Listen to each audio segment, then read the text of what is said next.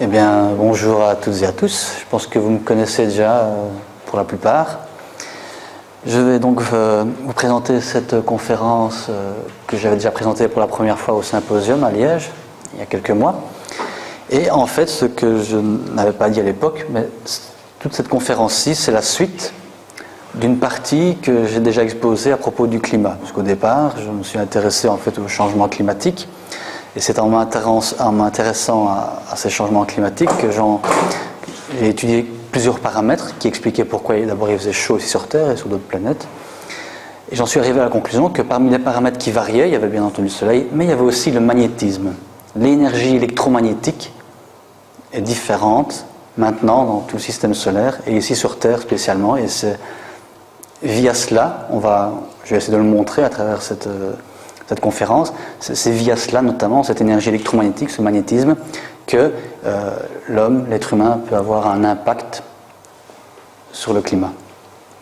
Mais bien entendu, ça déborde largement le cadre du climat, puisque je vais même aborder les choses pour faire en sorte qu'on puisse éventuellement arriver à la conclusion qu'il y a un lien entre notre propre santé et la santé de la Terre même. Ça, c'est donc le but plus ou moins ultime. Mais en attendant d'arriver à ce niveau-là, je parlerai donc de plusieurs liens que l'on peut avoir entre le côté matériel et le côté spirituel. Et ce qui unit tout, évidemment, c'est l'énergie. Puisque tout en fait est énergie dans l'univers, que ce soit des soleils, des galaxies, des organes. Une cellule saine n'a pas la même énergie qu'une cellule qui devient cancéreuse. Même le vide qu'il y a entre un soleil et ses planètes qui gravitent autour, ou le vide qu'il y a entre un noyau et les électrons qui sont autour, ce n'est pas un vrai vide. C'est un vide entre guillemets électromagnétique, donc c'est rempli d'énergie, d'électromagnétisme. Alors si on zoome dans la matière, donc on arrive au niveau de l'atome, on zoome, on arrive dans le noyau, on zoome encore, il y a les protons-neutrons, on zoome encore, on a les particules subatomiques, on zoome encore, et à un moment donné, on trouve comme une sorte de petite corde, et selon la façon dont cette corde vibre, elle va produire en fait tout ce qui existe dans l'univers. Aussi bien notre matière visible, qui représente à peu près, je ne connais pas le chiffre exact parce que ça change selon les astronomes, 1% de l'univers, mais aussi tout ce que l'on ne voit pas. Donc il y a aussi quelques pourcents de matière visible et toute l'énergie dite pure. Et tout ça, donc tout ce que l'on voit et tout ce qu'on ne voit pas, donc y compris donc le monde dans lequel évoluent donc les esprits, tout ça est le résultat de la façon dont cette petite corde-là vibre. C'est ce qu'on appelle la théorie des cordes. Alors, ça s'appelle la physique des cordes, mais il y a d'autres physiques, chacune ont un nom différent, et tout explique à leur manière, comment les choses fonctionnent dans l'univers, mais celle-là me plaît bien. Bonjour. Et c'est sans doute pour ça que plusieurs cultures parlent de la phrase « et au début était le son ». Parce qu'au début, cette petite corde peut produire tout. Alors cette énergie électromagnétique qui est présente partout dans les atomes et dans tout l'univers, on peut l'appeler de différentes manières, et notamment l'éther. Donc c'est un nom qui est à controverse et qui auprès de scientifiques font qu'ils reculent devant ce nom parce que ça fait entre guillemets pas sérieux, mais pourtant Aristote et Pythagore en parlaient déjà. C'est Pythagore qui a lancé le nom de cinquième élément, et par la suite on a voulu prouver s'il existait ou pas. Notamment avec l'expérience que j'ai qualifiée d'inutile de Michelson-Morley, je vais vous dire pourquoi. Donc ils ont voulu montrer si cette énergie, donc qu'on appelle éther, existait ou pas. Et pour ça, ils ont voulu montrer s'il y avait ou pas un courant d'éther. Et ils n'ont pas su mesurer ce courant d'éther, ça n'a pas marché. Et donc ils ont conclu qu'il n'y avait pas d'éther. Donc c'est exactement comme si on disait, puisqu'il n'y a pas de vent, alors il n'y a pas d'air. Donc en fait, cette expérience n'a rien montré, ni que l'éther existait, ni qu'il n'existait pas. C'est pour ça que je dis qu'elle était en fait inutile. C'est parce qu'il y a beaucoup quand même de scientifiques qui se réfèrent à cette expérience-là pour dire « mais non, l'éther n'existe pas ». Non, elle n'a rien montré cette expérience. Par contre, plus tard, comme Einstein, en tout cas à partir de 1920, parce qu'il est revenu sur sa position, il a dit « l'espace sans éther est impensable ». Il a ajouté par la suite qu'il devait y avoir un support de propagation pour la lumière dans ce supposé vide. Et ce support, c'est l'éther. Il y a eu d'autres aussi qui ont montré ça, mais je parle d'Einstein parce qu'il est bien connu, mais je crois qu'il y a quelqu'un qui s'appelle Ernest Silverstooth, qui a publié dans la revue Nature, donc qui est comme une grande revue scientifique aux États-Unis, c'était en 1986, et il a publié un article dans lequel il dit « le champ existe », donc le champ d'énergie existe. Donc il y a des scientifiques qui ont dit et ou montré que cette énergie existait. Alors, cette énergie, bon, je vais vous montrer ici qu'elle peut se matérialiser, par exemple, au niveau de Neptune, sous forme d'une luminosité qui a varié entre 1996 et 2002. Ou encore, en dessous, c'est la planète Mars, où on voit la calotte polaire qui, entre 1996 et 1997, a fortement diminué. Et enfin, et surtout, sur Saturne, est-ce que vous voyez quelque chose de spécial sur Saturne ? Vous voyez tous un hexagone ? Oui. Parce que c'est assez particulier.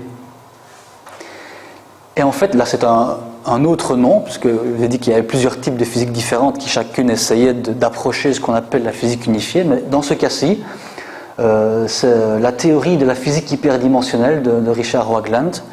Et en gros, cette physique-là dit que l'énergie en question provient d'autres dimensions, traverse et coule d'autres dimensions pour venir se matérialiser dans la nôtre, dans le visible, pour nos yeux, notamment sous la forme de cet hexagone et selon lui aussi sous la forme de variation de luminosité ou de variation de température. Mais surtout cet hexagone, c'est ça qui m'a fortement interpellé.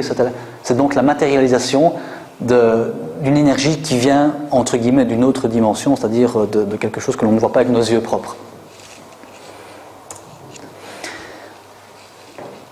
Mais cette énergie, elle n'est pas uniquement présente au niveau de l'astronomie. On peut essayer de l'approcher avec beaucoup d'autres domaines, et notamment avec les pensées. Alors, je vais essayer de montrer que ces pensées peuvent voyager dans l'espace et dans le temps. Vous avez peut-être déjà entendu parler de ce qu'on appelle la théorie du centième singe. Ça s'est passé dans les années 50, sur une île japonaise. Le scientifique jetait des patates aux singes, et ils allaient les laver dans la rivière.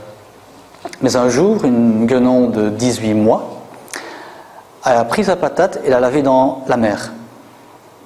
Alors, elle a continué, puisque ça avait meilleur goût, c'était salé. Et les autres singes ont commencé à faire pareil. C'est meilleur. Sauf quelques vieux singes qui ont campé sur leur position et qui n'ont pas voulu changer les choses, et ils ont continué à laver leurs patates dans l'eau douce, mais la plupart des singes ont été laver leurs patates dans l'eau de mer. Et là où ça devient intéressant, c'est que sur d'autres îles japonaises qui étaient trop loin pour que les singes puissent se voir ou s'entendre, ils ont commencé à faire pareil aussi à ce moment-là. Ils ne pouvaient ni se voir ni s'entendre, donc l'information est passée. Et comment est-elle passée ? Il devait y avoir une forme de support. Et pourquoi on dit la théorie du centième singe ?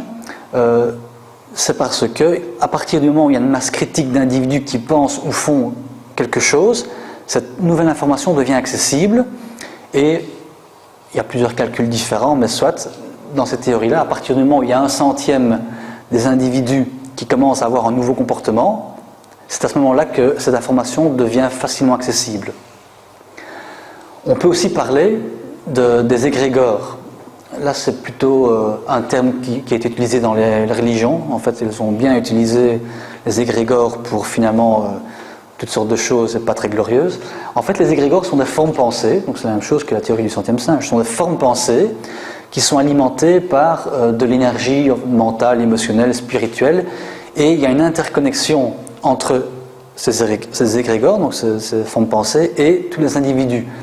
Plus les individus, les gens, peu importe, les animaux aussi, pensent ou font quelque chose de nouveau, mais dans tous les cas, ils pensent à quelque chose, plus ils alimentent cette énergie, cet égrégore, qui lui-même devient alors de plus en plus puissant, et donc il devient d'autant plus facilement accessible par tous les individus en question qui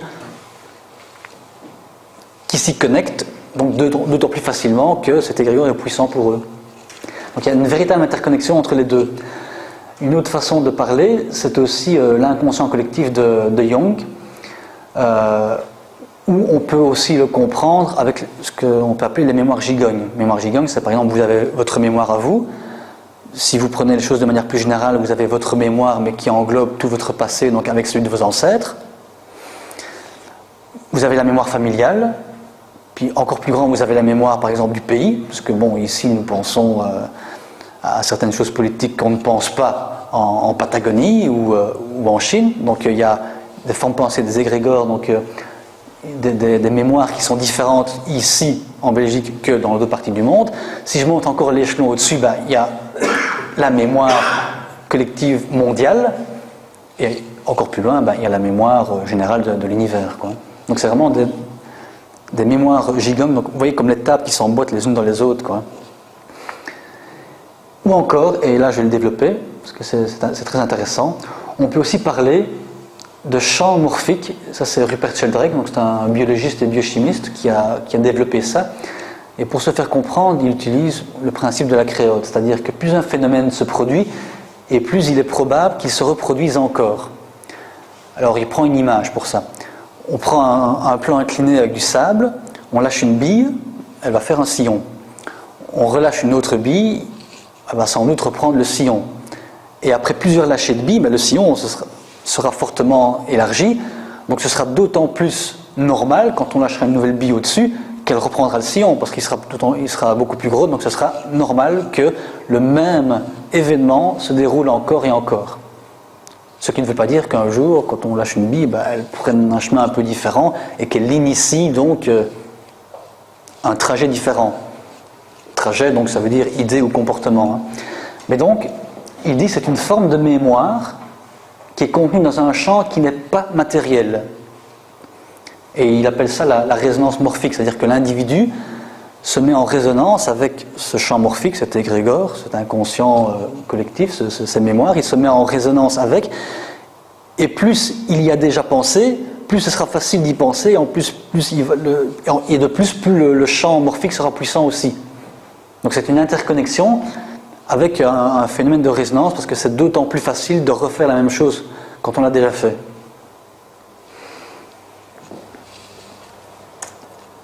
On va passer aux expériences, comme ça c'est plus facile. La théorie c'est une chose, les expériences, la pratique c'est un peu plus amusant. McDougall a fait des expériences avec des rats en Angleterre entre 1927 et 1932.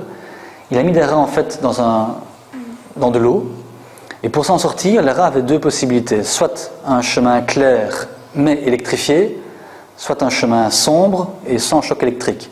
Alors évidemment, au départ, les rats ils prennent la lumière, donc ils ont été dans le mauvais chemin et ils avaient des secousses. La première génération de rats a fait 165 erreurs. À la 30e génération, ils n'ont fait plus que 20 erreurs. Mais à ce moment-là, on peut dire que c'est la génétique, ou que c'est l'apprentissage des parents aux petits. Mais il a comparé les résultats par rapport à une lignée de rats qui n'a pas été entraînée. C'est-à-dire des nouveaux rats qui débarquaient dans l'expérience, qui n'avaient pas appris au fil des générations. Et il a constaté que ces nouveaux rats-là avaient le même taux de réussite que les rats qui avaient été entraînés au fil des générations. Donc ces rats-là, ils ont eu accès à l'information qu'il fallait prendre le chemin sombre. Ils ont eu accès. Et comment ? Grâce à ce champ morphique. On a refait l'expérience en Australie, donc à l'autre bout de la Terre, sur 54 générations, avec une souche de rats différente, pour ne pas qu'on dise qu'on a pris ceux qui avaient déjà appris. Et on a constaté, et de un, que dès le début, ils faisaient moins d'erreurs que les premiers avant, que deuxièmement, il a encore comparé, et donc à la fin, ils ont évidemment amélioré leur comportement, ils ont encore plus vite choisi donc, le chemin sombre, mais surtout, encore une fois, on a comparé ces rats entraînés au fil des générations avec des nouveaux rats qui débarquaient dans l'expérience, et une nouvelle fois, ils ont eu un taux de réussite à peu près identique aux rats qui avaient en fait appris au fil des générations. Donc là encore, on a remontré que les rats avaient eu accès à cette information via ce champ morphique, donc via ce champ d'énergie. Maintenant, on va passer au niveau de l'être humain. Ce sont des Russes qui ont fait des expériences avec de l'ADN. Alors, dans un premier temps, ils ont mis dans un tube des photons. Des photons, donc ce sont des petits paquets de lumière. Donc c'est de la matière, quelque part. Enfin, matière par opposition au côté spirituel. Et ils ont fait le vide. Évidemment, ils ont constaté que les photons avaient une disposition aléatoire, normale. Jusque-là, rien d'intéressant. Et puis, dans un deuxième temps, ils ont rajouté l'ADN dans le tube. L'ADN, c'est donc la molécule du vivant qui est en nous, c'est la molécule la plus importante. Et ils ont constaté que les photons se disposaient différemment. Donc, les photons, que ces paquets de lumière, réagissaient à la présence de cette molécule d'ADN. Les paquets de lumière réagissent à la présence de la molécule du vivant. C'est déjà une information importante. Dans un troisième temps, ils ont retiré l'ADN et ils ont constaté que les photons gardaient la même disposition. Donc comme si l'ADN était encore présent dans le tube, alors qu'il n'était plus. C'est pour ça qu'on dit que c'est l'effet de l'ADN fantôme. Et donc là, ça veut dire qu'en plus, cette molécule du vivant qu'est l'ADN a communiqué une certaine information aux photons puisqu'ils sont restés en place.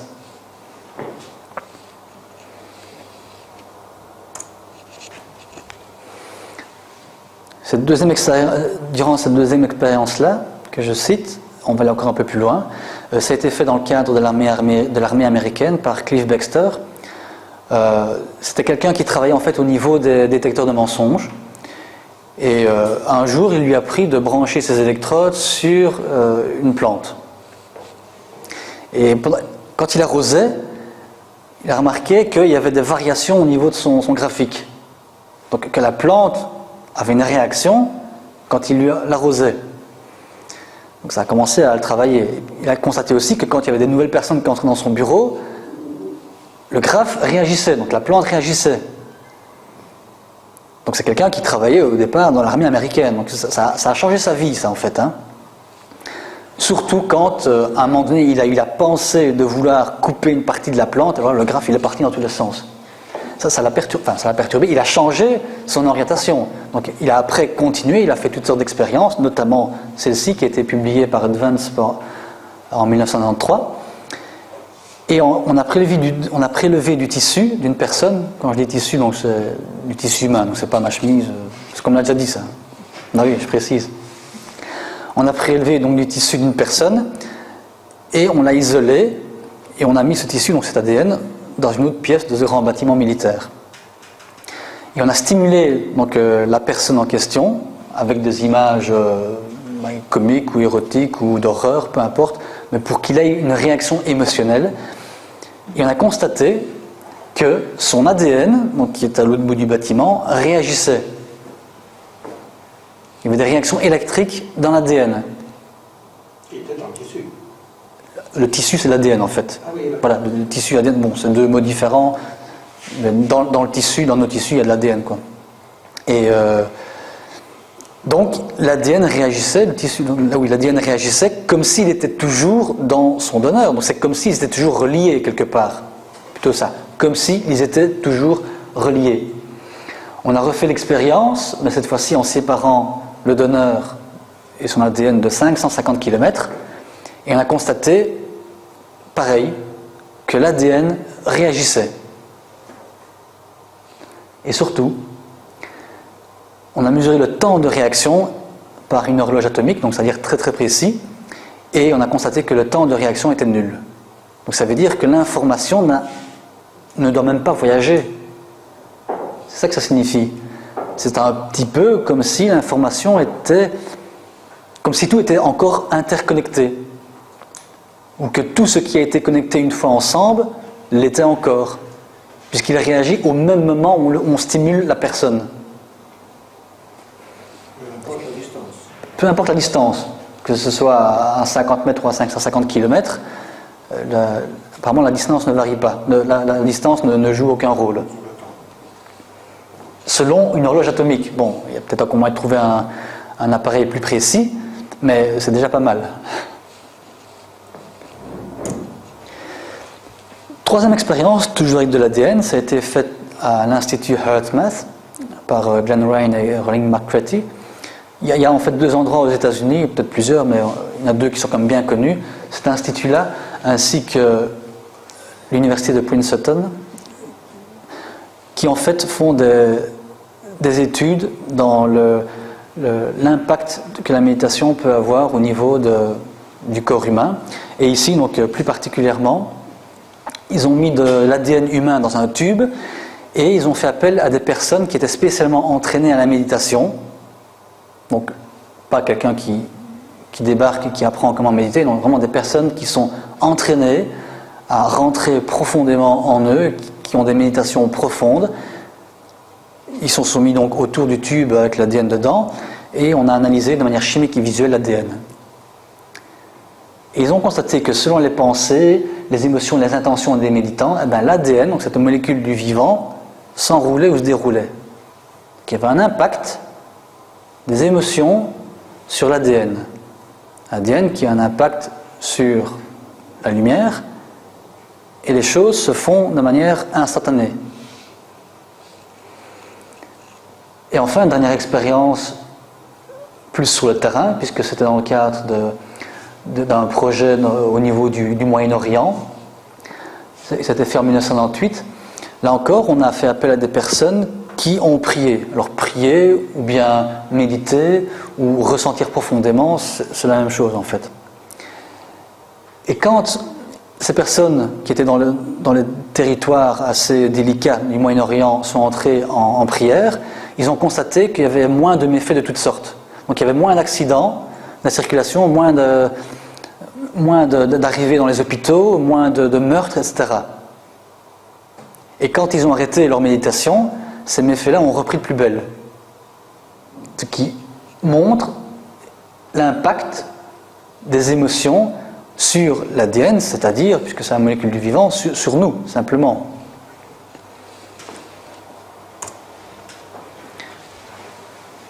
Encore une autre expérience, et là ça va être encore un petit peu plus fort, c'est par Garnier-Mallet. C'est un physicien qui a étudié le mouvement des particules. Et il a constaté que certaines particules avaient un comportement aberrant et ne pouvaient s'expliquer que par une particule dite double, qui évoluait dans un autre espace-temps. Alors, c'est pour ça qu'il dit la théorie du double énergétique. Donc, il y a la particule physique et il y a son double énergétique. Alors, évidemment, vous pouvez quand même facilement faire le lien entre notre corps à nous et les esprits qui sont dans une autre dimension. Alors, pour introduire ce sujet-là, je vais un peu m'amuser et je vais vous dire que sous certaines conditions, dans un autre espace-temps, la droite là, le diamètre, ça a la même longueur que la demi-circonférence. On dit, oh, c'est pas possible. Regardez. Ceci, c'est pi r. Le nombre pi fois le rayon, c'est pi r. Ça a la même longueur que ceci, pi r demi, plus ceci, pi r demi. Ça a la même longueur que pi r sur 4, plus pi r sur 4, pi r sur 4, pi r sur 4. Et ainsi de suite. Ça a la même longueur que 8 fois pi r sur 8. 16, 32, machin. Et à un moment donné, vous avez des tout petits arcs de cercle dont la somme fait toujours pi r, mais vous croyez que c'est une droite. Alors plutôt dans l'autre sens. Une droite n'est peut-être pas une droite. Mais c'est parce qu'il faut changer de système, il faut changer de référentiel spatial pour pouvoir le constater. Je vais prendre un autre exemple. Le stroboscope. Donc c'est un disque avec une alternance de blanc, de noir, de blanc, de noir. Quand on le fait tourner très vite, on voit que du blanc. Donc on se dit, on arrive, je crois qu'il n'y a que du blanc. Non. Mon système spatio-temporel, c'est-à-dire n'arrive pas à tourner la tête assez vite pour pouvoir constater qu'il y a du blanc et du noir. Alors qu'en fait, ça existe, le blanc et le noir, si ça tourne beaucoup plus lentement. Et troisième exemple, et c'est par là qu'on va commencer à expliquer ça, au niveau du temps, on croit aussi que le temps est continu. Garnier-Mallet dit non, le temps est discontinu, il est fait d'ouverture temporelle. Donc c'est par exemple un petit trou ici. Donc le temps est selon lui donc fait d'ouverture temporelle dans lequel s'écoule le futur. Alors, il dit le présent, le passé et le futur s'écoulent en même temps, mais à des vitesses différentes. Donc le futur, il va plus vite que le présent, puisque tout ça est contenu là-dedans.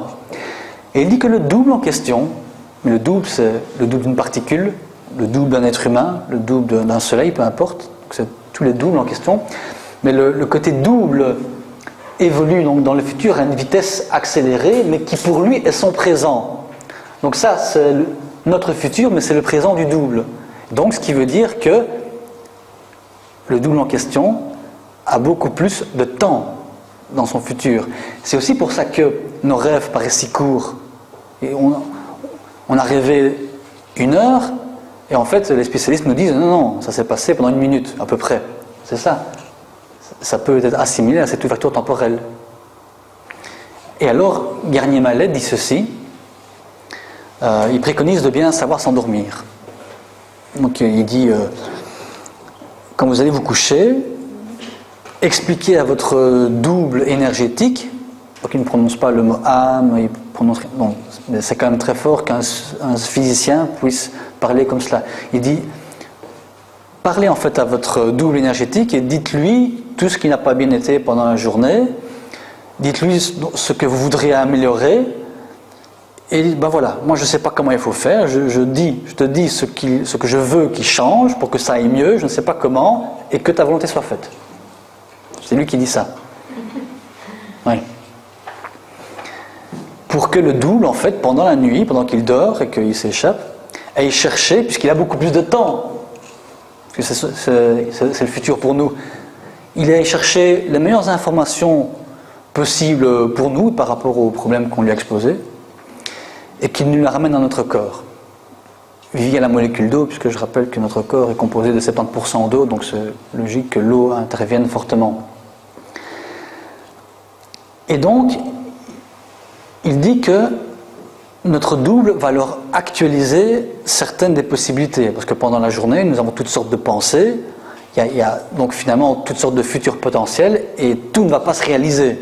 Il n'y a qu'une petite partie, mais justement, il dit, demandez à votre double qu'il actualise les meilleurs futurs possibles pour vous. Mais là où ça devient aussi intéressant, c'est que, vu que toutes nos idées ne vont pas se réaliser, tous nos futurs ne vont pas se réaliser, ils auront quand même été émis. Ils seront quand même dans le champ morphique, ou l'égrégore.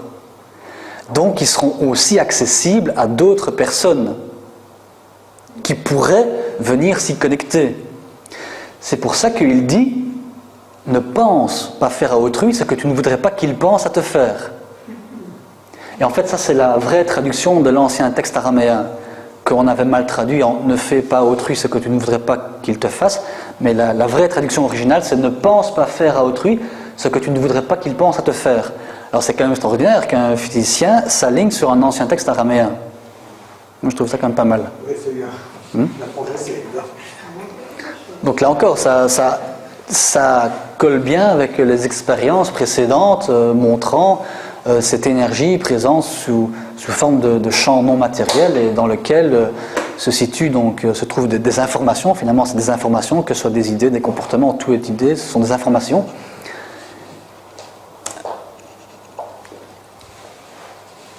Ici aussi, on va encore parler d'émotions, puisque les émotions ont un impact sur l'ADN, sur nous-mêmes via les prières, donc sur d'autres personnes.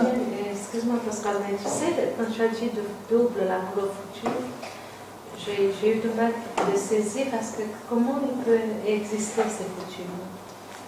Comment le futur peut exister? Au même temps, je veux dire, que le passé et le présent. Ça, c'est une réalité qui est très très difficile à comprendre. Ça va là. C'est comment dire, si je reprends le graphique, c'est la même façon. Nous apprenons que le futur c'est la conséquence du présent. Explique-moi ça. Non, c'est pas le futur qui est la conséquence du présent. C'est le futur qui est un potentiel. C'est un potentiel en fait le futur. Et c'est la même chose, donc on croit que le futur n'existe pas. On est plutôt dans la croyance qu'il n'y a que le présent, on va dire maintenant. Tout comme on est dans la croyance que quand le stroboscope tourne vite, il n'y a que du blanc. Alors qu'en fait, on devrait plutôt penser que la normalité serait qu'il y ait plein de temps différents qui coulent en même temps, qui se passent en même temps. Et apparemment, donc les médiums le disent, quand on est de l'autre côté, eh bien, effectivement, le temps n'existe plus vraiment en tant que tel, plus comme nous on le perçoit. Ils voient à la fois le présent, le passé, le futur. Mais maintenant, pour essayer de bien s'imaginer cela, il faut être de l'autre côté, quoi, parce que sinon, ou alors il faut avoir un QI de 200. Mais... Donc les émotions sont importantes, j'avais dit, il faut de toute façon bien les contrôler, essayer d'avoir des émotions positives, puisque ça a un impact sur l'ADN, ça a un impact sur les autres via les prières. Mais parfois ces émotions, on ne sait pas très bien d'où elles viennent, on réagit parfois de manière disproportionnée à quelque chose, et on se dit mais pourquoi tu réagis comme ça, c'est quand même pas si grave que ça, c'est parce qu'en fait ça touche une corde sensible, et il y a des émotions qui proviennent du passé, donc ça peut être intéressant d'aller rechercher dans le passé uniquement ce qu'il faut, il n'y a pas besoin de retourner tout, pour comprendre pourquoi on réagit de manière un peu disproportionnée, pour pouvoir, et c'est le but, bien gérer ses émotions dans le présent, c'est ça le but. Et pour ça la kinésiologie peut être intéressante, puisque on interroge le corps et l'esprit en fait ont tout emmagasiné, l'esprit, l'inconscient c'est tout, pour découvrir l'origine de l'émotion qui pose un problème sur le moment même. Alors évidemment on pense à des périodes comme l'adolescence ou la petite enfance, c'est évident, il s'est passé certaines choses à l'époque on n'a pas su bien gérer, et puis avec le temps c'est resté quelque part en nous et on revit une situation à peu près similaire et on réagit de manière un peu trop forte, comme si, quelque part, on revivait un peu cette situation qu'on avait vécue il y a fort longtemps. Et donc l'intérêt, c'est de comprendre qu'on avait mal géré cette émotion avant, parce qu'on était trop petit, normal, et que cette information appartient au passé, mais le fait de mettre le doigt sur ce qui se serait passé, le fait qu'on puisse comprendre, eh bien, ça nous aide alors à mieux accepter ce que l'on vit sur le moment même et donc à mieux gérer l'émotion quand elle survient. Et en plus, dans certains cas, donc, ce sont des tests kinésiques qui permettent de retourner en fait dans le passé, que ce soit dans l'adolescence ou la petite enfance, mais parfois ces mêmes tests kinésiques aboutissent avant la naissance.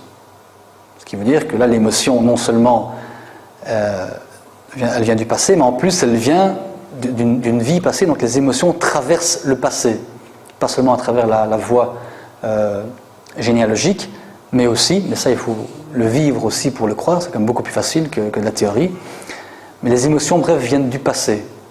Certaines émotions viennent du passé, ça peut être intéressant de uniquement comprendre ce qui s'est mal passé pour pouvoir bien le gérer maintenant, donc ça veut dire aussi que c'est important d'apprendre aux enfants de bien gérer leurs émotions pour ne pas que ça puisse s'accumuler par la suite. C'est mal passé ou bien passé? Oui, bien sûr, mais là on parle évidemment de ce qui cause problème. Et c'est pour ça que je dis que la maladie est un vase qui déborde, puisque c'est un peu comme s'il y avait dans ce vase de la maladie toutes sortes de choses, des causes, des conséquences, tout interagit, et il y a le facteur émotion. Et c'est ça qui est important, c'est pour ça que j'en parle maintenant.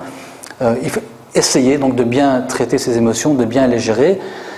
Et parfois, comme je vais l'expliquer maintenant, ça peut être très interpellant de découvrir ce qui s'est passé. Il y a un médecin qui s'appelle Laurent Dailly qui a écrit le livre « La logique du symptôme, décodage des stress biologiques et généalogiques ».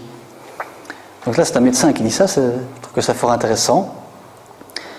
Il dit en gros que nous avons dans notre cerveau une partie archaïque, qui est à la fois géniale mais simpliste, et qui prend parfois des bonnes décisions mais parfois pas. Et cette partie archaïque du cerveau, en fait, ne fait pas la distinction entre quelque chose, un fait qui est imaginé ou un fait qui est réel. Pour lui, c'est kiff kiff et bourricot. Par exemple, je vais prendre donc 3 exemples, comme ça sera plus facile à faire comprendre. Des scientifiques, en fait, étudiaient le comportement des loups. Et vous savez que dans les loups et chez d'autres animaux, les plus forts se nourrissent en premier et les plus faibles prennent ce qui reste. Et il y en avait un, le dernier petit loup, qui avait pratiquement plus rien à manger. Il était vraiment très limite, donc sa survie était vraiment en jeu, sa vie était en jeu. Et un jour, ce loup a réussi à attraper une perdrix et l'a mangée en 3 morceaux. Les scientifiques se sont dit, il est fichu. Parce qu'en 3 morceaux, les morceaux sont trop gros que pour qu'ils puissent être assimilés et donner l'énergie à l'organisme du loup. Et en même temps, vu qu'il prenait trop de place, puisque c'était en 3 morceaux, il ne savait plus remanger dessus une nouvelle nourriture pour que ça puisse être assimilé par son corps. Donc de toute façon, les scientifiques disaient qu'il était foutu. Mais le cerveau archaïque est entré en jeu, il a compris ce qui se passait, et via la glande hypophyse, je crois, il a commandé à l'estomac de produire un excès de sucre gastrique. Et l'oiseau a été digéré en un temps record. Donc là, tout est bien qui finit bien. Alors, dans un deuxième cas, là c'est au niveau humain, donc il y a quelqu'un qui vient le consulter parce qu'il a un ulcère et il discute avec son médecin assez longtemps. Et ce qui s'est passé, c'est qu'ils étaient 2 frères qui avaient hérité d'une fortune et lui ça n'intéressait pas. L'argent, ça n'intéressait pas trop, donc il a laissé à son frère le soin de gérer la fortune. Et puis quelques années après, il y a un scandale financier qui éclate. Le frère a fait plein de magouilles avec l'argent, problème de justice, et le frère, qui en plus appartenait donc à une famille assez, entre guillemets, distinguée, où il fallait bien se comporter, il ne fallait pas faire des petits écarts, donc pour le frère c'était trop. Il n'arrivait pas à gérer, il n'arrivait pas à digérer. C'est archaïque, ok, hypophyse, estomac, sucre gastrique, ulcère. Même si ce n'est pas réel. Peu importe, pour le savoir archaïque, c'est imaginer, c'est la même chose. Donc bien savoir gérer ses émotions, c'est extrêmement important. Et dans un troisième cas, c'est le dernier, c'est une dame qui consultait donc le médecin parce qu'elle avait des vertiges, des nausées, des maux de tête depuis quasiment toujours, depuis l'âge de 7 ans, et depuis qu'elle est adolescente, elle avait aussi des montées de lait. Et ce qui s'est passé en fait, mais il a fallu des heures de discussion pour retrouver le fil de l'histoire, c'est que son propre père, à 7 ans, avait vécu un drame. C'est-à-dire que sa mère, donc la grand-mère de la dame en question, accouchait de la petite sœur et elle est morte en couche, la mère. Donc le bébé, c'est-à-dire la sœur du père, avait besoin de lait, mais on était au lendemain de la guerre, donc il n'y avait pas de lait stérilisé en pharmacie, donc la famille courait dans tous les sens pour qu'il y ait du lait. Il fallait du lait, du lait, du lait. Alors c'est archaïque. Lait, 7 ans, lait, 7 ans, lait, 7 ans. Manifestement, l'information est passée au niveau génétique, donc c'est une information émotionnelle, parce que, imaginez, il est complètement choqué, il y a tout le monde qui court dans tous les sens, et il ne sait rien faire du tout, il est totalement impuissant. L'information, cette émotion a manifestement passé, c'est le médecin qui le dit même, pour que, à l'âge de 7 ans, la femme commence à avoir, donc la patiente, toutes sortes de problèmes physiques, et dès qu'elle était en âge, avoir des montées de lait. Et le simple fait d'avoir mis le doigt sur ce qui s'est passé, ça l'a aidé à bien conscientiser, à bien comprendre et donc à mieux gérer sa situation, sa vie actuelle. Et donc c'est tout ça pour dire que les émotions c'est vraiment très important et il faut essayer de bien les gérer.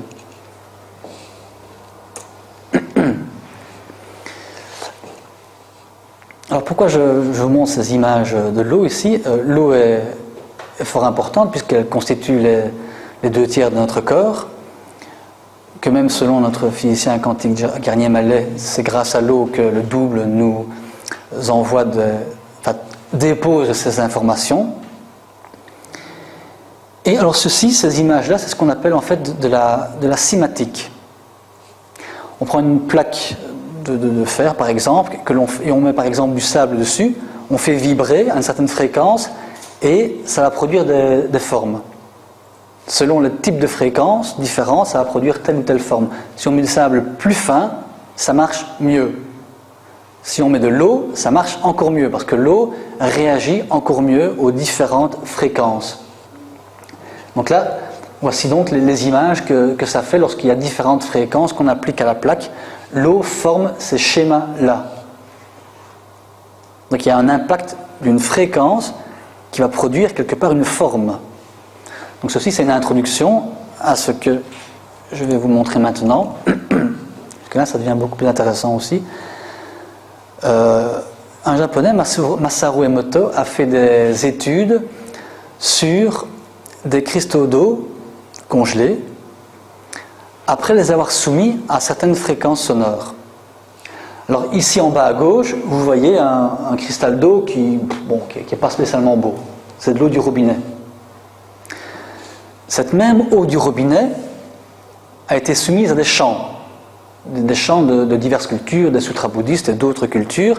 Et vous voyez dans les 3 cas les beaux cristaux que ça fait. Donc c'est à partir de la même eau du robinet.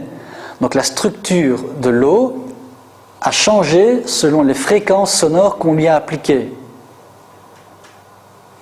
Et nous sommes faits à 70% d'eau, donc on peut se dire que c'est important. Surtout si on sait que les méditations ont un impact sur l'ADN et sur nous aussi et sur les autres.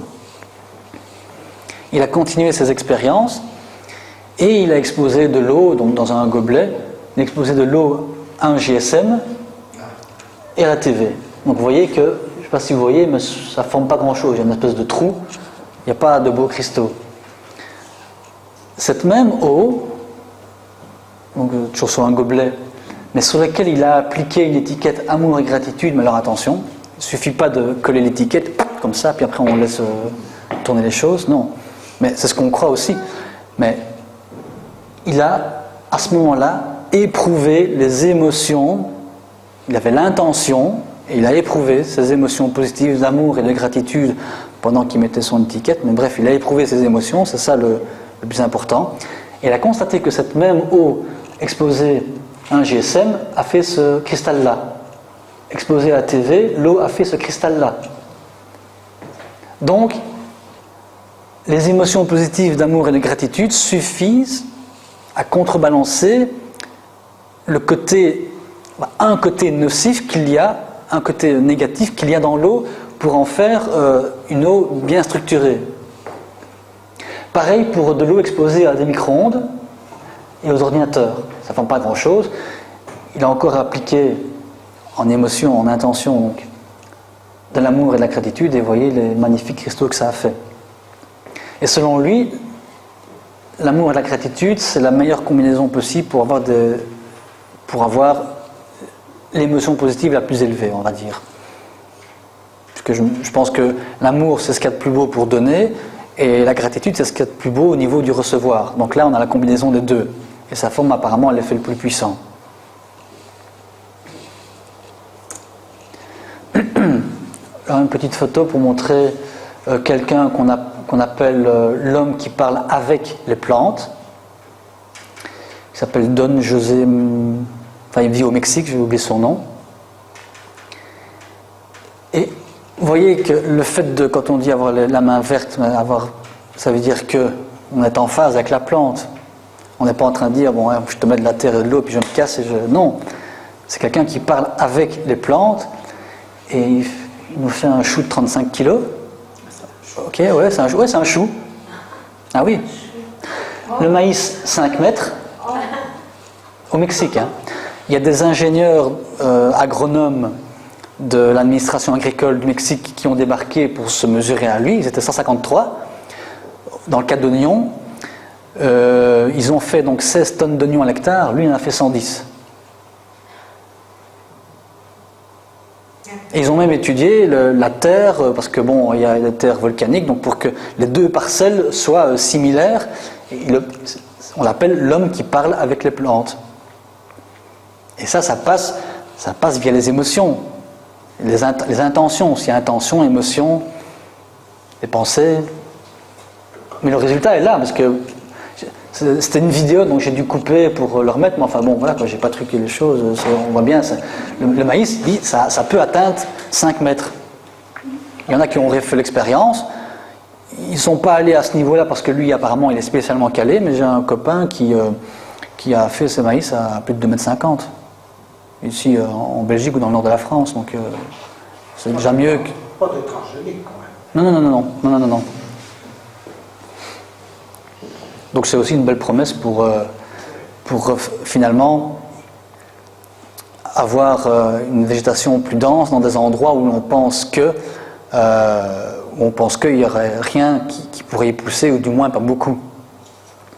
Mais il dit qu'il écoute vraiment la plante. Il arrive à se mettre en... Il est quand même très fort. Il arrive à se mettre en phase avec la plante, et il dit même qu'il demande à la plante de lui dire comment il faut faire. Donc il ne va pas l'arroser n'importe quand, il va l'arroser quand la plante en a besoin. Mais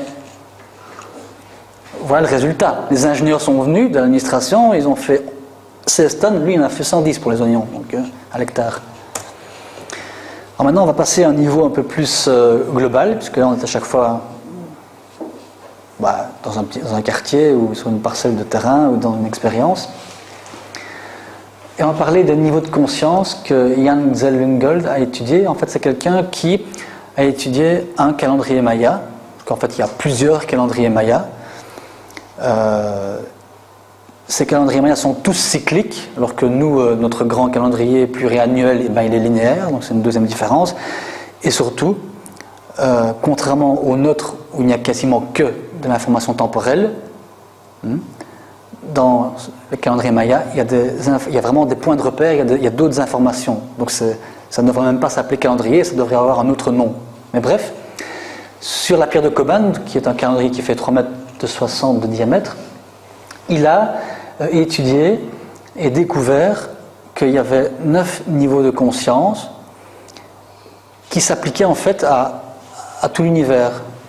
Donc depuis le Big Bang jusqu'à maintenant, donc les choses ont évolué, la conscience en général a évolué, et on pourrait utiliser un autre mot que le mot conscience, mais bref, vous allez voir qu'il y a une progression dans les différents niveaux de conscience.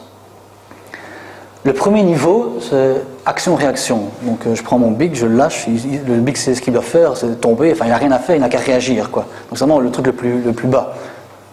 On est au niveau des lois physiques ou d'une cellule. Donc action-réaction, si je mets un peu plus de conscience dedans, j'arrive à stimulus-réponse. C'est déjà un petit peu mieux. L'univers a commencé à se différencier un peu plus à ce stade-là. Si je mets un peu plus de conscience, j'arrive à stimulus-réponse individuelle. C'est-à-dire qu'ici, chaque individu va répondre par une manière qui lui est propre, alors que dans le niveau 2, c'est tout le troupeau qui répondait de la même façon.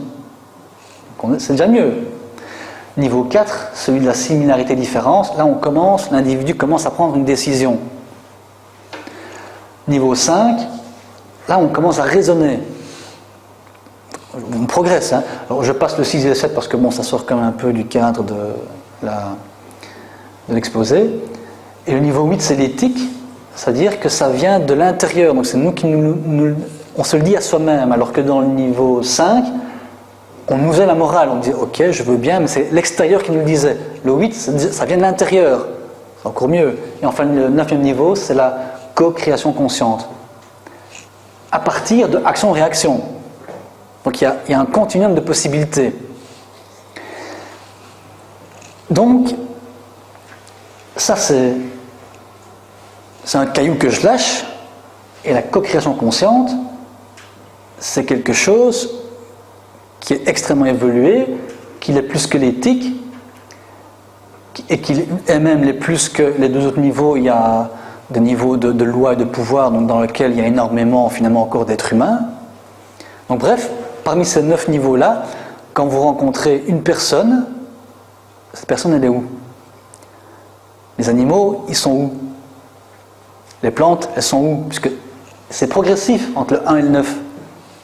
La croissance d'un cristal, elle est où? On va caser tout ce qui nous entoure, donc l'univers, on va le caser où? La Terre elle-même, on la met où? Est-ce que c'est vraiment le gros bête de cailloux avec des beaux écosystèmes dessus mais qui n'ont rien à voir avec elle? Alors, si je fais une petite digression par rapport à ça, je dirais que dans l'espace, en tout cas au niveau matériel, c'est vide. Il y a de l'énergie, mais au niveau matériel, on ne sait pas faire ça, on ne va pas pouvoir voler, donc il n'y a pas besoin de jambes. Allez hop, on coupe les jambes. Prendre ou donner dans l'espace, non, ça ne fonctionne pas comme ça. c'est avec la loi de la gravitation, de l'antigravitation, que les mouvements se font. Finalement, les deux forces qu'il y a dans un aimant. Donc il n'y a pas besoin de bras. On coupe les bras. Imaginons que vous soyez super évolué, mais alors, encore plus que la co-création consciente, et que vous soyez une sorte de télépathe. Vous avez besoin d'une bouche pour parler? Non. L'oreille pour entendre? Non. Des yeux? Non. Les 5 sens conscients, il n'y a pas besoin. Et hop, on coupe la tête. Il n'y a pas besoin de la tête. Et finalement, on met le cerveau dans le cœur. Donc qu'est-ce qui reste? Une boule. Il reste une boule. Alors finalement, c'est peut-être un peu le début et la fin, quoi. Une bête boule, d'accord, un caillou, mais alors la Terre, et si jamais elle était à ce niveau-là? Si jamais c'était un être, ce serait dingue, hein?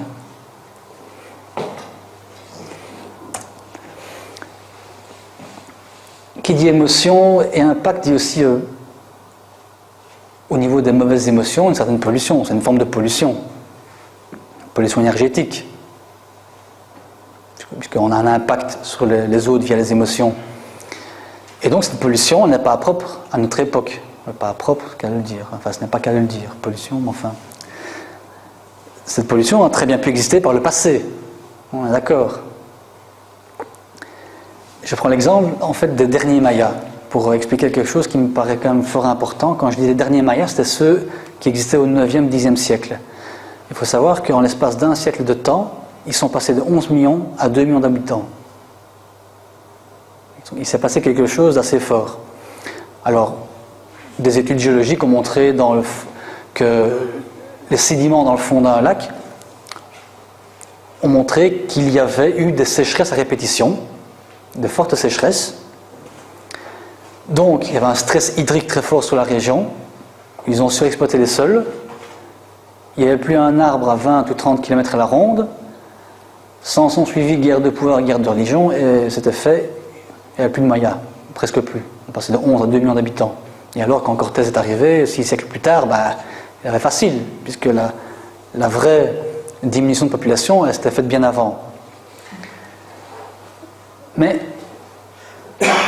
même si c'est quand même trop facile, je dirais, de tout remettre sur le dos de la nature. Parce que les Mayas, en fait, n'avaient pas... Donc je dis bien, c'est les derniers Mayas. Si je dis dernier, j'insiste sur ce mot-là, parce que ce n'est pas ceux-là qui avaient développé toute l'astronomie. Les derniers Mayas, ils n'ont pas anticipé la gestion de l'eau. Alors est venu un cycle naturel un peu plus fort, et ils se sont fait avoir. Et pourquoi ils n'ont pas anticipé la gestion de l'eau?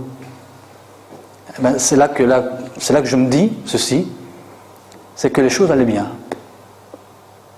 Ça allait. Alors pourquoi faire mieux?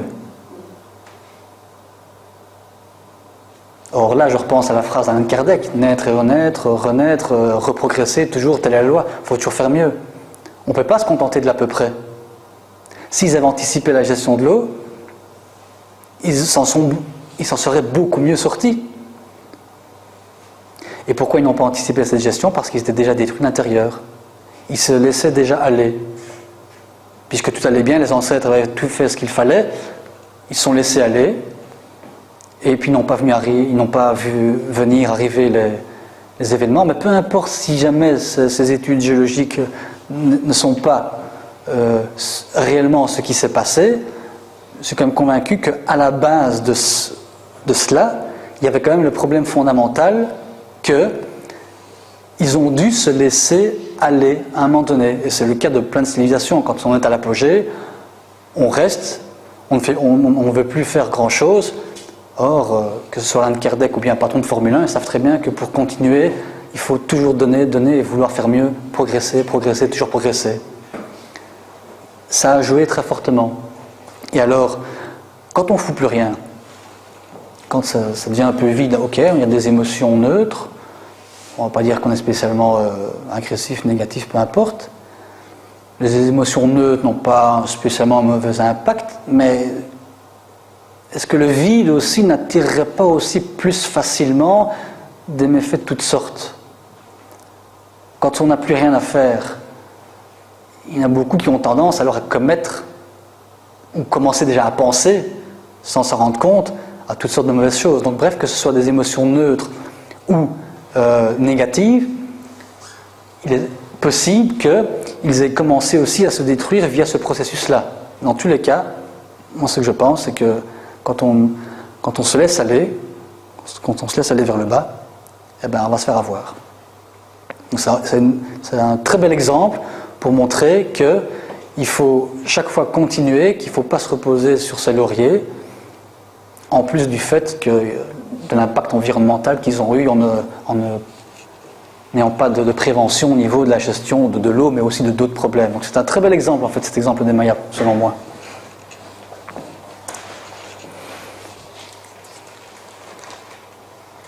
Alors on va continuer à un niveau un peu plus global. Ici, j'ai représenté, donc j'ai fait un copier-coller, les différentes ondes qu'il y a dans notre cerveau. Alors au début, de 0 à 4 Hz, ce sont des ondes delta qui correspondent au sommeil profond. Après, les ondes entre 4 et 8 Hz, ça correspond à la méditation profonde. On monte un peu encore dans les Hertz, c'est les ondes alpha, là vous arrivez au niveau de la détente, des pensées calmes. Entre 13 et 35 Hz, les ondes bêta concernent tout ce qui est activité quotidienne, donc là on devient beaucoup plus actif. Et enfin, dans la dernière catégorie, les gamma, entre 35 et 45 Hz, c'est carrément du domaine du dynamisme mental, de la créativité. Et en bas, j'ai représenté les pics spectraux de l'atmosphère terrestre. C'est-à-dire les résonances, on appelle ça les résonances de Schumann. Ce sont les fréquences de résonance qui sont propres à l'atmosphère terrestre. La première, donc la plus forte, 7,8, puis 14, et ça va jusqu'à 39 et même 45. Donc les fréquences, c'est-à-dire le même intervalle de fréquence que nos ondes cérébrales. Évidemment, au niveau de la Terre, c'est beaucoup plus puissant. Mais c'est quand même assez interpellant de se dire qu'il pourrait très bien y avoir un lien, un impact possible de l'un vers l'autre, puisque ce sont les mêmes fréquences, c'est-à-dire les mêmes ondes, même si la puissance est totalement différente. Et effectivement, la NASA, lorsqu'elle a envoyé ses premières missions spatiales, a constaté que les astronautes, quand ils revenaient, avaient toutes sortes de problèmes de santé. Alors, elle a fait des études, elle a constaté que le géomagnétisme terrestre, donc ces fréquences, en tout cas ces fréquences de résonance-là, les fréquences de résonance de Schumann, étaient une sorte de support pour les êtres humains. Et la NASA, depuis à ce moment-là, a réintroduit dans les vaisseaux spatiaux spécialement ces fréquences-là, et les astronautes s'en sont trouvés en meilleure santé. Ce qui montre donc l'impact que ces fréquences de résonance peuvent avoir sur l'être humain. Alors là, je fais une petite parenthèse. Ça reste un support extérieur.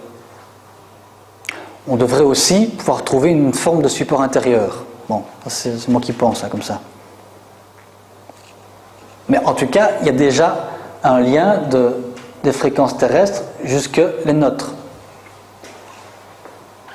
Et les nôtres, nous en tout cas, on a un impact sur le monde qui nous environne, au niveau ADN, au niveau matière, au niveau des autres, et jusqu'à quel point. Donc c'est pour ça que j'ai mis la question, est-ce que l'atmosphère terrestre pourrait être un indicateur de notre atmosphère interne? C'est-à-dire de nos émotions, quoi.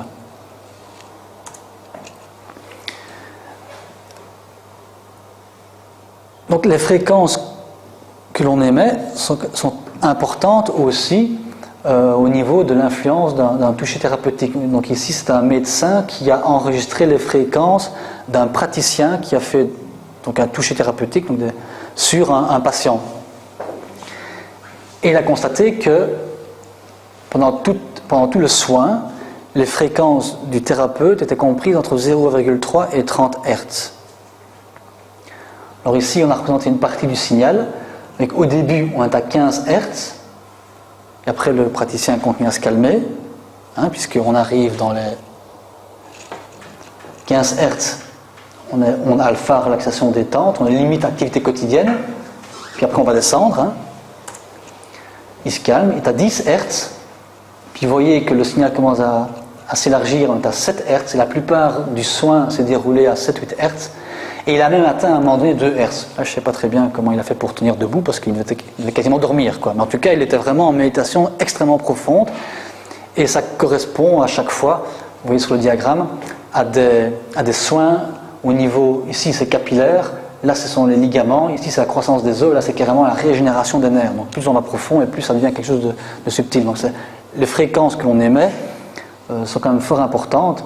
Et évidemment, quand on est super excité, c'est pas dans ces conditions-là qu'on va pouvoir certainement avoir les meilleures émotions possibles. Donc là, c'était les fréquences cérébrales. Maintenant, on va passer à quelque chose de plus important, les fréquences cardiaques.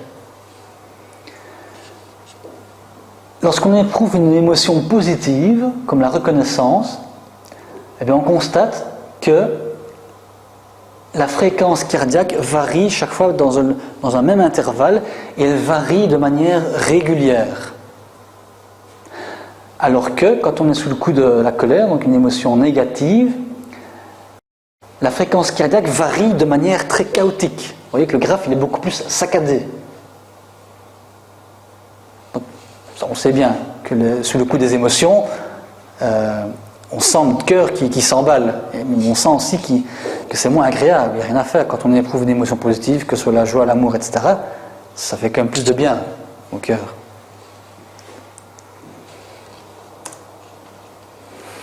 Et maintenant, je vais parler de cette interdépendance qu'il y a au niveau du cœur, du cerveau et du corps. Comme je viens de le dire, les pensées, les perceptions et les réactions émotionnelles sont transmises au cœur. Nous réagissons de manière émotionnelle lorsqu'il y a quelque chose qui nous plaît ou qui ne nous plaît pas. Et ce cœur est quelque chose de très important puisque son magnétisme, donc son champ électromagnétique, est 5000 fois plus puissant que celui du cerveau. 5000. À peu près.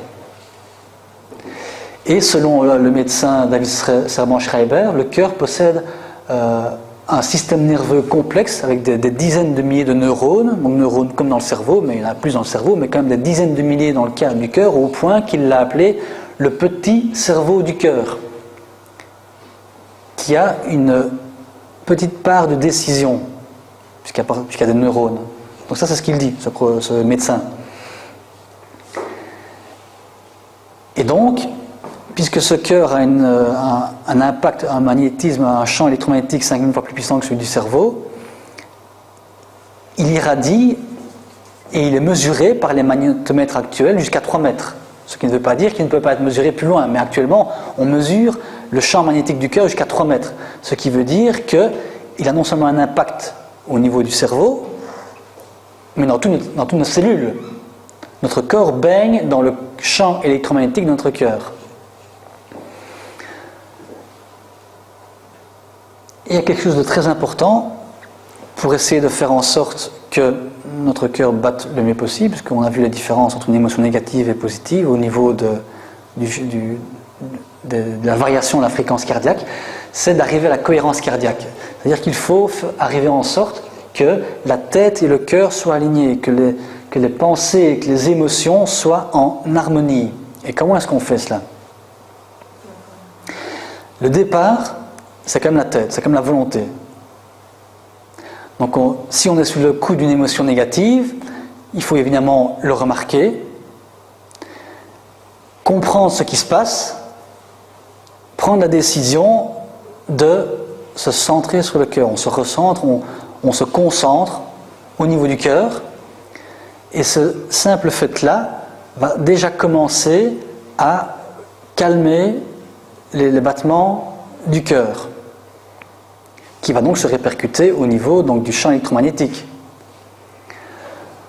Du coup, il y aura un impact au niveau du cerveau émotionnel, qui va comprendre qu'en bas ça se passe mieux. Le cerveau émotionnel va réagir de manière positive à cela, puisque il est tout content que ça se passe mieux en bas, et il va alors par retour réinfluencer lui aussi le cœur. Donc on sera alors dans un processus, dans un cercle vertueux, alors que l'inverse, quand on ne contrôle pas, quand il y a des pensées qui partent dans tous les sens, qu'on se laisse aller sous le coup de l'émotion, qu'on ne sait rien contrôler, on est dans un cercle vicieux parce que le cœur bat encore plus vite et puis on ne contrôle plus rien. Là, c'est l'inverse, c'est le cercle vertueux. Et le truc, c'est de passer de là à là. On conscientise au niveau du cœur. Et ça marche, vous pouvez essayer. Si jamais vous êtes sous le coup de mauvaises émotions, faites l'exercice. Concentrez-vous sur votre cœur. Ça veut dire que vous devez faire abstraction de ce qu'il y a aux alentours, puisque vous portez votre attention sur votre cœur, et ça va donc amorcer ce processus vertueux. Donc, les rythmes cardiaques affectent les schémas de fréquence de l'électrocardiogramme. Donc la façon dont notre cœur bat se répercute sur le champ électromagnétique qui est autour de nous, je viens de le dire. Donc c'est nos sentiments qui affectent l'information contenue dans le signal électromagnétique. Parce que c'est une information. Le fait d'éprouver une émotion positive ou négative, donc c'est plus qu'une pensée, c'est une émotion. Ça va dans l'égrégore, dans le champ morphique, ça va dans le champ électromagnétique de notre cœur, et son signal est modifié. Donc le champ électromagnétique du cœur est modifié suite au type d'émotion que l'on éprouve. Ce qui donc est important de bien gérer ces émotions et de les contrôler, de les gérer pour que notre cœur batte aussi de la meilleure manière qui soit, parce que cette information se répercute aussi au niveau du champ électromagnétique du cœur. Et voyez à quoi il ressemble le champ électromagnétique du cœur. C'est un tore, c'est comme un beignet. Et il a la même forme que le champ électromagnétique de la Terre. Alors, est-ce qu'il pourrait y avoir un impact entre les deux? Entre le champ électromagnétique d'un être humain sur celui de la Terre?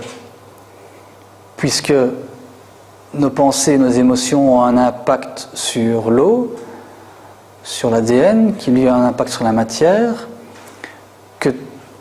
qu'en fait la distance la distance n'a pas d'impact à partir du moment où l'ADN réagit de manière instantanée,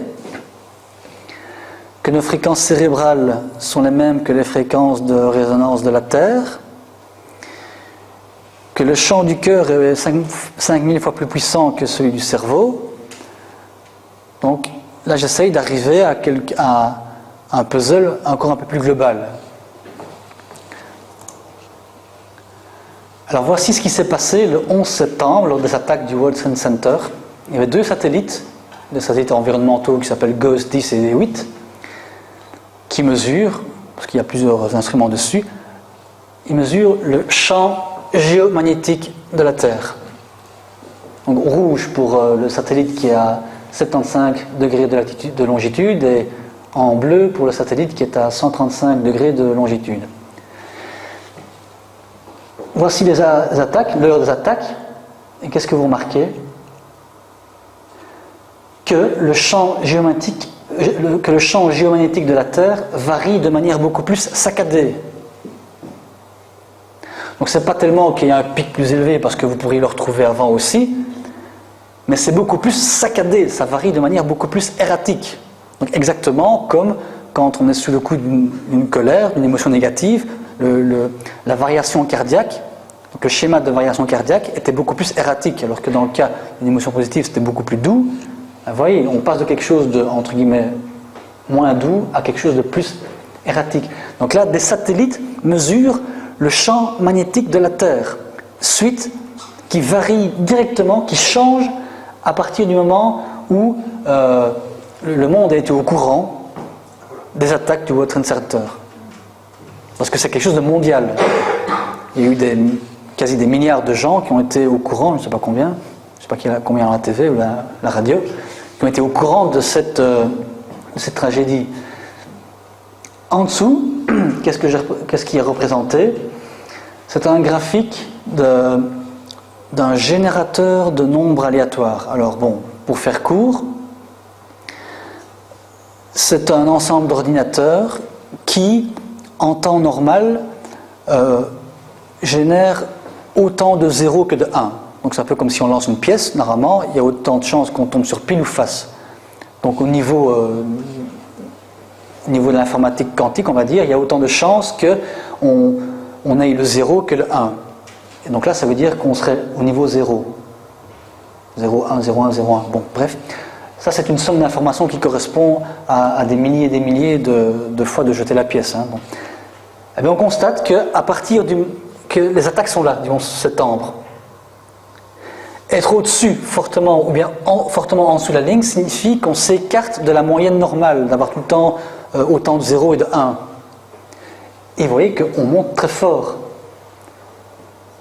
Donc ces générateurs de nombres aléatoires, donc couplés à des ordinateurs, ont enregistré quelque chose puisqu'ils n'étaient plus dans la moyenne. Et en fait, les attaques World Trade Center 1, 2 et 7, parce qu'il y avait la tour 7 aussi, se situent ici, mais la variation a commencé 4-5 heures avant. Donc 4-5 heures avant, tout le monde était déjà au courant. Les inconscients, voilà, se doutaient qu'il y avait quelque chose qui allait se passer. C'est pour ça que ça n'est pas marqué, mais le titre c'est « Est-ce qu'il y a une intuition collective ?» Est-ce qu'il y a l'effet d'une intuition collective? Manifestement. Mais il ne faut pas oublier qu'il y a une chose qu'on oublie, mais il y a quand même des gens qui ont émis la pensée de le faire. Aussi. Donc, ce qui veut dire que celui-là qui émet la pensée, automatiquement, les autres la captent. Oui, aussi, mais maintenant, ils ne savaient peut-être pas que ça allait se réaliser. Si, parce que par la détermination des personnes. D'accord, mais là, je veux dire, quand on émet des informations, on va dire qu'il y a 7 milliards d'êtres humains qui émettent toutes sortes d'informations, qui seraient disponibles à tous les autres 7 milliards, donc ça fait un chassé-croisé d'informations. Alors, lesquelles va-t-on repérer? C'est très difficile. Mais à 4-5 heures avant, ça devient de plus en plus précis. Apparemment, le timing, les pilotes et compagnie, tous se regroupaient, tous s'agençaient de mieux en mieux. Et surtout, ici, en fait, c'est le monde entier. Non, ça c'est vrai que c'est le monde entier qui est au courant à partir d'ici. Mais là, comme vous dites, il devait y avoir cette information-là qui devait primer sur les autres. C'est la médiumnité. C'est-à-dire? Moi, j'ai vu l'émission, il y a eu une émission dernièrement sur la RTBF, et ils ont justement parlé du 11 septembre. Et on a tous en réalité une perception de l'avenir, du futur, ce qui fait partie du développement de nos savants. Et ils expliquaient qu'il y avait une perception du futur avant qu'il n'arrive. Et en fait, nous avons tous, je dis bien tous, parce qu'ils l'expliquent avec des scientifiques, et nous avons tous en nous une médiumnité. Il y en a qui oui, bien sûr. fort, il y en a qui il y en a qui ont eu l'information en rêve aussi. Recevoir une info qui est dans le futur. Et il y en a qui ont eu aussi cette information-là en rêve. Entre autres. Qui ont des rêves prémonitoires.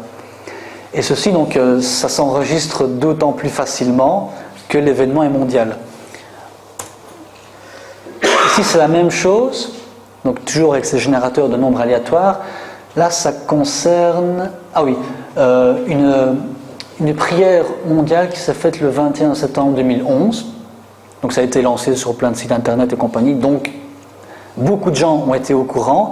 Et ce réseau d'ordinateurs, donc je crois qu'il y a 70 ordinateurs centraux qui eux-mêmes collectent des données de beaucoup d'autres, ont enregistré un écart à la normale assez significatif. Bon, là, ça devient des statistiques, mais enfin, j'ai pris en fait des cas significatifs ici.